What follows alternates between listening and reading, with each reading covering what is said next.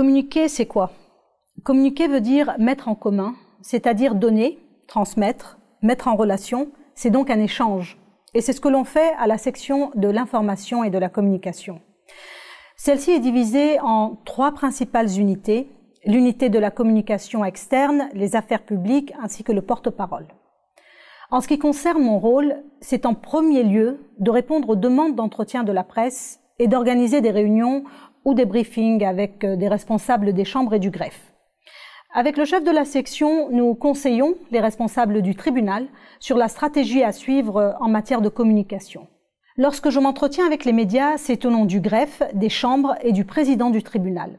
En ce qui concerne le bureau du procureur et celui de la défense, je peux éventuellement servir d'intermédiaire pour transmettre les demandes des journalistes ainsi que les réponses.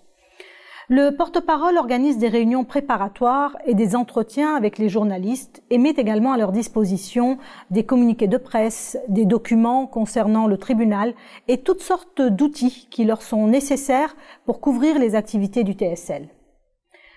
Il est vrai que mon devoir est de donner aux journalistes un accès facile et rapide au tribunal, mais j'ai également la responsabilité de donner au tribunal une voix claire, précise et concise, bref, lui permettre de se faire entendre auprès de l'opinion publique. Je suis une fervente adepte de la communication à 2 voix, IX et IES, et tout au tribunal est mis en place pour faciliter cet échange. Nous faisons de notre mieux pour renforcer ce canal de communication avec les médias libanais, régionaux ou internationaux. C'est primordial si l'on souhaite que la justice rendue soit bien perçue et surtout comprise par ceux qui doivent en bénéficier. Les médias, si on le prend par le sens étymologique, sont un intermédiaire et donc un vecteur essentiel et incontournable entre le tribunal et le public. Ils doivent avoir accès à toute information qui leur sera utile pour comprendre et faire comprendre ces procédures complexes qui sont celles des tribunaux internationaux. Et c'est pourquoi la transparence est notre principal credo ici. Et c'est d'ailleurs au nom de cette transparence que tous les procès sont publics au tribunal spécial pour le Liban.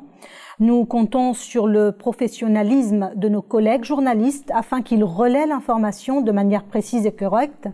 Dans cette même perspective, on organise souvent des conférences, tout aussi bien à Beyrouth que des visites à La Haye, pour pourvoir les journalistes des meilleurs outils nécessaires à la couverture des activités du tribunal. Et de même, je me rends fréquemment au Liban pour rester en contact avec les journalistes sur place. Je les briefe sur les derniers développements, je reste à leur écoute et tente de répondre à leurs attentes tout en respectant leurs délais, en apportant des solutions à leurs requêtes. Et ensemble, je crois que l'on aboutit en fait à un objectif commun, informer le public de la manière la plus transparente qui soit.